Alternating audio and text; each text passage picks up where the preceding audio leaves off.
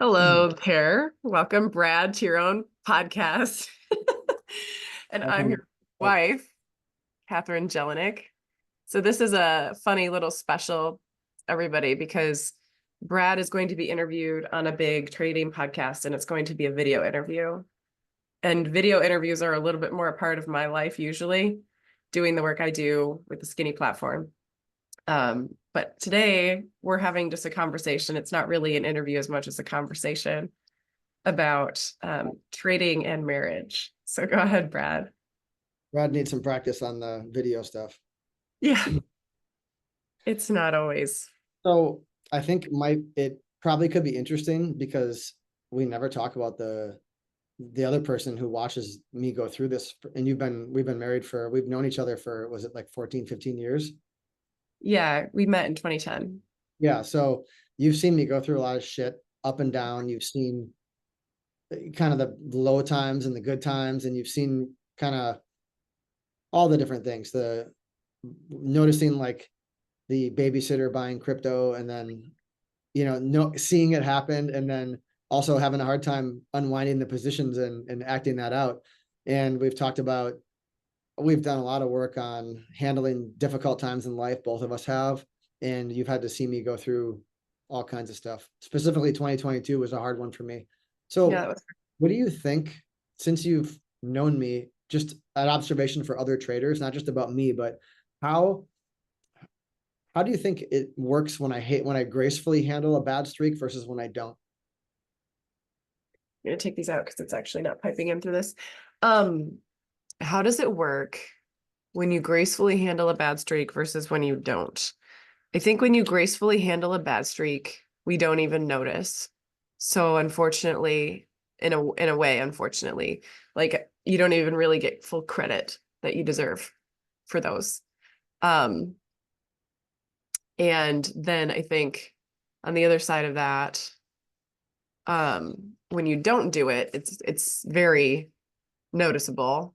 Emotionally, the vibe in the house can feel it. It's slightly disruptive, but I mean, each person in a family and in a house is going to be emotionally disruptive to the household once in a while. So it's not like it's something that shouldn't be happening. Um, but yeah, it's kind of unfair because when you do really well, we just don't notice. And that's the Yeah. reward.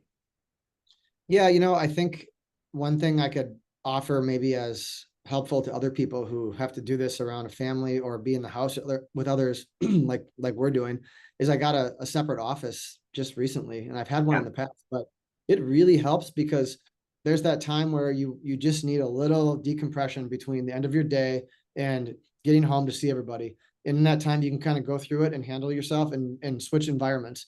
But when you're bleeding in from one environment to the other in the same house, it can be really tough to put it away.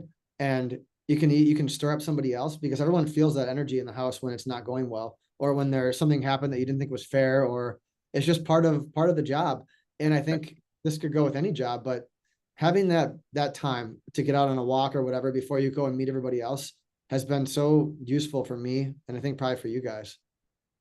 So I think it's the division of church and state. And I think it's even more important now that we have, Brad, we have like a 3-year-old and a 5-year-old, two boys. And um, I think it was even important when we were living in Chicago and just young married people, because it's important to have two lives, a reason to put clothes on, other people you run into, other routines and rituals in your day. And what was the difference for you? Because you've had offices that worked and offices that didn't, Yeah. both here and there. And like, what's the difference between them? Because it sucks to like get a lease and sign, get committed and then realize that you're just going to end up staying home and you've done both. Like, what's the big difference? I just think you have to have a high level of convenience with anything. And that's why real estate does well when the convenience is high. Because if the gym is, Yeah. or like we walk to that forest preserve a lot and walk in the woods, and we can walk there. If we had to drive to that forest preserve, it's almost like it might not as well be by us because it's not. Right. And this is the forest preserve near our house. Yeah. Right. So I think with the office, it's got to be something that's close enough. Like I have a 10-minute drive, super doable. I have a good coffee area next to me. So it's kind of fun to walk and take a break. I can walk to food options. And it's just easy that way. It's not, the bar is low to get there. And it's an alternative environment. When I go to an office, it's like, okay, I take myself more seriously. I dress different. And when you're at home, you sit in your sweatpants all day. You don't shower. I'm playing with the kids. I'm back to work. You and I are handling something, and that's good to have that lifestyle for maybe a day or two a week, but it picks away at you, I think, in the big picture. And your And wife interrupts you to, please do the dishes, please take the kid out to the bus stop, please watch Kaden while I go get changed, take a shower, whatever. that's part of it though. I mean, I love having the freedom. Part of doing trading is that you can have the freedom to do that stuff, which is great. But I think setting yourself up in a professional environment to have a break is from all that is super important. And it might cost you some money, but I've learned that that's important. Okay, Brad. So to the nasty guts of it, like how can a partnership, a marriage make you a better trader? And what do we need to do to make sure it doesn't add to becoming a worse trader? Like what does marriage have to do with your trading? It depends on your partner. Like you and I have a more of a spiritual partnership in a lot of ways. So we can talk about how it makes you grow. Why are you really doing this? Excuse me. Why are you really doing this? I mean, obviously for money and freedom, but another reason you're doing it is that learning how to handle life better and the riding out the ups and downs of justification for you worked hard, but you didn't get paid on your idea, or comparison to others. And, the apathy you can feel, the, all the things that come up, the emotions, the scarcity, the fear, the euphoria, the abundance. I think trading presses all those buttons. And as you handle those things and you get used to them, you become a stronger person. You're better at your relationships. You're better at everything you do in your life, because you have to continually face that. And at some larger level, that's why I think I do it. And of course, the money and the freedom and all that is a big part of it. Playing a game, not having to work a normal job, everyone wants that. But people who, when I at the firm in Chicago I was with, people who came for the money never lasted, and the smartest people necessarily didn't last. It was the people who, amongst other things, I mean, this is a little more into the spiritual, personal realm right now, so we can talk about discipline and hard work and trading, passion. But on the other side, just wanting to develop yourself as a person and continually wanting to pursue that path, I think you'll find that a lot of good traders are very deep that way because they've had to develop that. They want to think through things at a deep level. And that makes you better at everything. And if you're not doing that, then it's just about the money and these emotions that pop up in trading. You're not tying into other areas in your life. And if you're not doing that, you're not really growing from what you're doing. I love that. I love that about you. And I love that about all the guys that you're close with who are longer term traders or investors or in the financial market related business one way or another. But they're some of the deepest, most genuine and kind people. And I feel like it's just kind of funny from the outside. People who don't really know many traders might assume something very different about a trading persona, something they've seen on TV, like Wolf of Wall Street or whatever.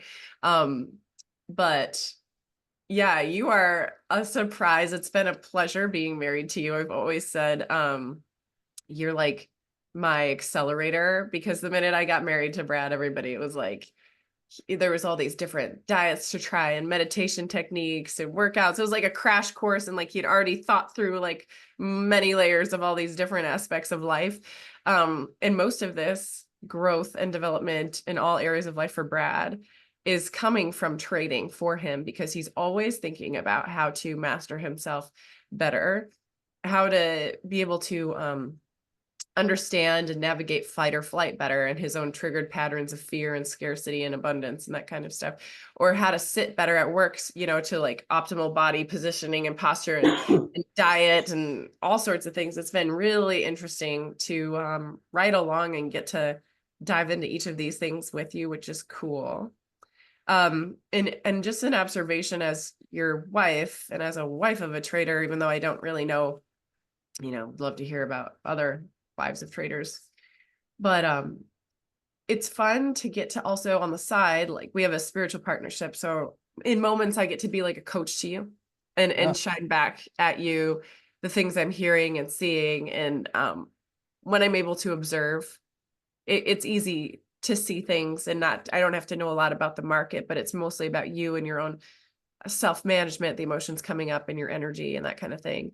Um, but the tough thing about marriage is that's not my job, it per se, and that sometimes we've got, young kids and startups that I'm working on and things, and I don't always have the chance to be that person for you when it's needed. And that's the other hard part. Kind of some of the rub, I think, is there's like a huge benefit to being deeply connected and being able to be there for that. And then there's also moments that are missed because it's life. Yeah. Excuse the cough. Thanks for all that. That's great. Yeah, I mean, I think that goes both ways with both of us, and that's one reason why we're together. I guess we enjoy those Yeah, same we topics. do. I think a lot of other people though that listen to my podcast, and I've listened to a lot of other podcasts and talked to a ton of traders. I think they also have a lot of these things going on in their life, but I don't really know that we talk about any of this stuff much, like the home life and Yeah. just handling little kids and guests visiting, like over the holidays, your parents visited for a week. And I mean, I was in a great routine before holidays, and I felt like I was exercising, working out well, eating well. And then all of a sudden, I didn't really want to leave, but I had the holidays and we had family time, which was great. And with your folks stayed for a week, and all of a sudden, 2 weeks later, we got sick from the kids. I'm still coughing a little bit. Yeah. I'm congested. Totally thrown out of the routine. Excuse me. Just it's frustrating. And then you can feel emotions come up where you're like, man, I got to go back in. I don't feel like it. I'm just totally out of it now. And when I was trading before all the family stuff, I never had that as much. It was just like I would go right in and do what I wanted to do when I wanted to do it. And it was Right. kind of like cancel the weekend. I'm going to study charts, order flow, read books. None of it matters. It's just about me. But when it's not just about me now, it's the same passion and obsession and all that thing is there, but it's kind of like it's governed by this other part of my life, which is super important. But it's sometimes like it bubbles up that you want to work on this all the time and you just have constraints. You can't. So you have to learn to, you get more effective, more efficient, your routines tighten up, you waste less time. And I think that's where the office comes in, getting out of the house a little bit. And that's been the path that I've had to take. And it's not, it's some trial and error to get there. Yeah. Well, I think our situation, we're lucky in a lot of ways or whatever. It's just like a positive, a giant positive is that we didn't meet until you were already, 29, and you had a chance to really lay a foundation for yourself as a trader. You had a chance to trade without any responsibilities or people to take care of. You had a chance to like be risky and get used to being that way, so that when another person was a part of your life and then eventually a family, there was already such a foundation, such a base, and such a knowing, this is how I am as a trader. So you're really fortunate in that way. I know you traded with a lot of other guys who that wasn't the case, and having that family background, to provide for while they were trading had a big effect on, their style. Has like having a family changed your style, Brad? No, because I started trading when I was, I mean, really teenage years, but Yeah. professionally, excuse me, professionally, out of college, I got the job at the prop firm, and I had nobody to depend on. Nobody was depending on me, is what I mean to say. So it was just kind of like get roommates, the rent is cheap, and do this. I didn't have a plan B. It was just always plan A. Like, this is what I want to do since I was a little kid, and I'm going to make this work. I have extreme focus, and there's nothing else I want to do but make this work. And I remember going home just, in my mid-20s in tears almost in the car, just with the disappointment of not catching a trade and having a really long losing streak and watching others do it and just feeling like shit about myself. And that's when the emotions were really wild. And then you get better when you get older at smoothing them out and handling them. And eventually you look at it like, well, why did I miss the trade? Because I traded too big because I was too sure and I got over my skis and my risk. And now when I miss a trade, I don't get as upset because I know that it's something that I did wrong. And it's a different way of looking at it, maturity in that phase. But the other thing I wanted to bring up is lifestyle management. I hear a lot of people talking about risk management, but for me, yeah, risk management's important, but I have lifestyle management, which is what I've employed more, which means my lifestyle now, our lifestyle is well under our means. And it was always under my means when I was on my own. So I was always paying for houses in cash. Or I couldn't, that's not necessary for everybody, but no debt, completely free and clear. And yeah, that's not always the best use for the money, but it gave me the freedom to know that that's the ultimate fallback, is if something happens, I'm going to be okay. So yeah, I have risk management in my trading, but I'm a little more loose and I can take more risk in my trading because my lifestyle is locked up to the point where nothing's gonna break me in my trading accounts. And I worked my way into that. And that's been something that means I didn't have to change. When I had a family, I didn't really change that much about it. Right. I appreciate that security that's like naturally has always been a natural part of how I've been in life with you. You know, the fact that like there's never, yeah, we're never over our skis. It's just habitual at this point. Um, but I will share, and I think that this would be interesting too to, ping around with a bunch of other partners of traders if there ever was that chance. But um, it can be hard in ways to be married to a trader on this side of things, is that the financial desire to spend fluctuates based on how your trading's going. And that doesn't fluctuate for me the same way, like there's like, I'm like, hey, should we book this special vacation for our family in July? We want to do something, and we're, can we just like earn into it? It's like, well, not really, because we've got to plan for summer camps and all of that starts in January, February. It's just can be tough riding along and knowing that it's really important to emotionally respect the trader and the flow of things and allowing like abundance and pulling back to flow for the family in alignment with, where it's going for you, because you are the breadwinner. I took several years off, but I've also been in startups and that's been my work. But it can be challenging too, as a partner of a trader, to have to figure out and manage my expectations for spending as a household, even sometimes as an individual, around the fluxes and flows of what's going on for you as a trader. Yeah, and like it really shouldn't be that way, but the reality is emotionally it is that way, because when you're trading, you spend many years on yourself just worrying about, you manage your own system. So when you feel like, I often would spend more money when I was struggling, and then when I was doing well, I'm doing well, so I'm not thinking about spending money, which seems kind of backwards, but you kind of control all your finances and your lifestyle through the vehicle of your trading and your emotions. And then when you bring on a family or a partner, they have their needs, and you're kind of like, man, I'm trading like shit.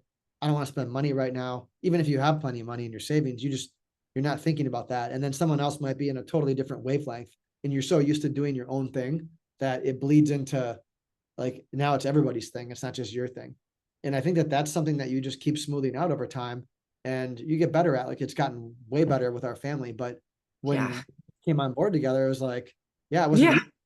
I mean, it wasn't, it's like anyone getting married in their 30s or even 40s, and then having to share their life and house with somebody, and you're like, what is going on? I'm not used to any. Right. And It's a that's, huge adjustment. yeah. So I get that. No, I appreciate how you just worded it with, it's not just you anymore. I mean, it's not just yours, it's the households. It's a huge, I mean, I can imagine what an adjustment it is for you, because you have to emotionally manage yourself even better, to allow room for that and to realize like this is a natural part of life as a family. But Yeah, on that topic of managing emotionally myself better, it's not okay to repress the stuff that I'm managing. And that's the big takeaway I've gotten the last few years, especially, is me yeah, coming home being a stoic robot and pretending not to impact you guys isn't really doing me any good, because that's going to come out at some point. So it's actually building a lifestyle and building the tools, learning to handle it myself, so I can actually be okay and come home and be, I mean, I'm not day trading as much anymore. So it's more of the overall picture, but it doesn't matter what you're doing. You're still going to get emotions that come up strong sometimes, and sometimes but not what as. does that actually look like? Like when shit's really happening and you're managing it and you're coming home to your family, how do you actually do that? What are you doing? I think it's telling yourself to think about the really big picture. So what helps me is I like Michael Singer, so I listen to him a lot. The really big picture is, we're here for a short amount of time, spinning around in mostly blackness. You're right, on the On the little planet? Yeah. planet Earth, and nothing's really that big of a deal. So that actually helps me a lot to think that way. And then you go down to, like, your cycles and your trading, and just telling yourself, look, been doing this a long time and it always evens out. This is just either I made a mistake or I had some bad luck today, whatever happened. And then the other thing is going down into the trades, it's like, well, why did it happen? You traded too big because you wanted to make up for something a few weeks ago, or you're frustrated because you're not getting enough time to do your job. So you force some trades in your shorter term account, which is not really your focus right now. And things like that. And then I don't get as angry because I realize that it's just an emotional reaction to a bigger problem. And then I have to fix that problem. And then I think going less unconscious over time as you develop, you get better at not doing that. And you could say, oh, well, you're a professional, you should never do that. Well, everyone does that. You just do it less and you do it smaller and you do the good things more and you do the good things bigger. It's kind of like you just never, you're 51% over the, instead of 50%, you're 51% on the good side. And then over time, you're 65%. You're never 100%. Like no one is that good. And I think people who are more disciplined in other things, they just get better at following their process. A lot of times through pain and suffering. There's not a better teacher than pain and suffering. And I wish there was, but a lot of it is just learning that about yourself. And that's why in trading, that's why I don't do, here's where Brad's buying, here's where he's selling. Like, of course, we could hang out over time and analyze breakouts, sell-offs, stocks that are going up, and figure out better ways to enter and exit. You can definitely do that and get help on that.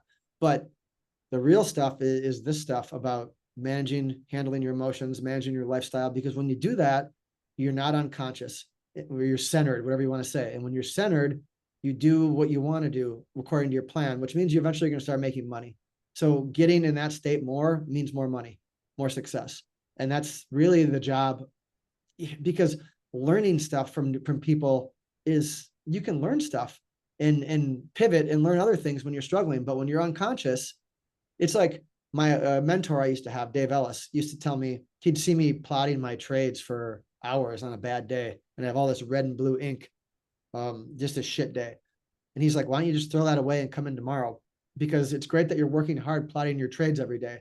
But when you're unconscious and you blew up and started just trading, and that's why your day is really bad, when you plot those trades, you're not going to learn anything from that. It's like watching yourself in an argument with someone when you're in that state where you lose your mind. So it's beating yourself up for no reason. And I learned to stop doing that. And I'm on a tangent, but I'm going to add in another piece. Roger Federer, the tennis player, was a racket throwing kind of tantrum type personality when he was younger. And he stopped doing that and his career really took off. I was reading his book and he said that he learned that you didn't need to always be beating yourself up, smashing rackets. And he felt like, if I don't hold myself to this high standard of perfectionism, I'm not going to learn from my mistakes and I'm not going to do well. It's actually the opposite. It's that when you start to forgive, love yourself, understand yourself, like you would a good friend, but to yourself, which is really hard to do. When you start doing that, your success goes way up.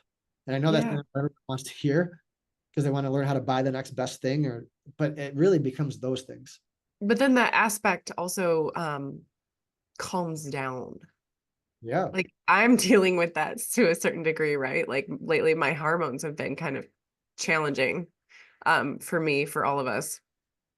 And I feel like it works better on the inside to go in and recognize these parts that are coming up as valid and soothing them, being kind to them rather than repressing and rejecting, right?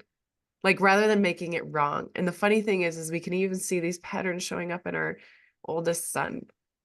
Like when he doesn't do a drawing perfectly, or when he, like gets mad at one of us, he gets mad at himself. He starts saying, I'm stupid. And, he's only 5 and he's already like having this internal battle. And it's just really interesting to see that it's important for both of us to continue to like soothe and love and not make wrong these ugly things that come up. I mean, yeah, we need to repair things if we like go unconscious and yell and do things that, or like outwardly express in a way that's not kind, but mirroring to him that he can love and is not stupid for the fact that he didn't do something right, didn't do something perfect. Yeah, that goes back to some of the best traders I sat by would really embody this strong ideas loosely held philosophy, which I love, which is I'm all in, I'm buying a ton here for this reason, and then all of a sudden I'm out, or I'm short, or I'm something different, Right. because it's equally, and I think I've been pretty good at being able to do that. And that's an important thing to be able to do, is just quickly switch gears. If you study something really hard, it doesn't work.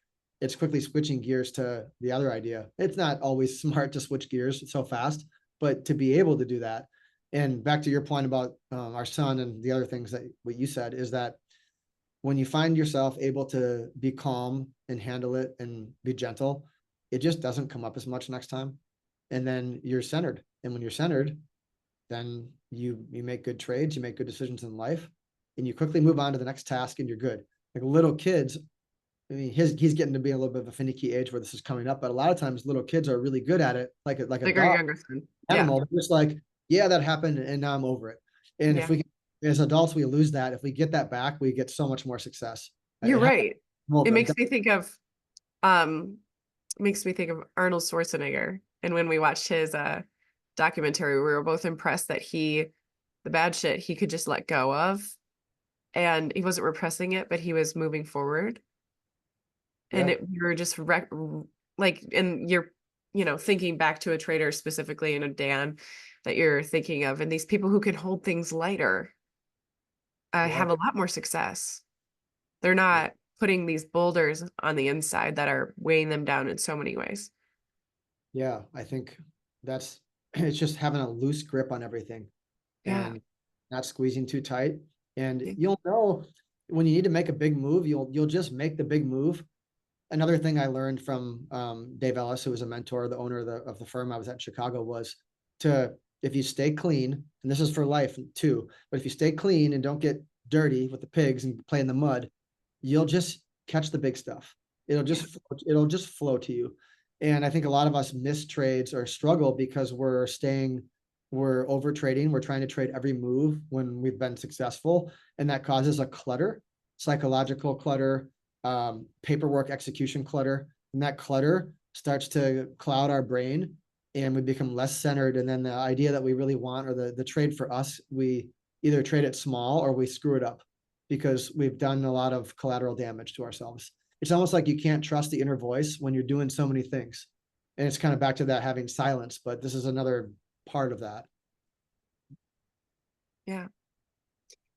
We should probably wrap it up before we get too long, but I feel like we could hop on another time and maybe dive deeper into like things like 2022 and Yeah, other. let's just do this for today.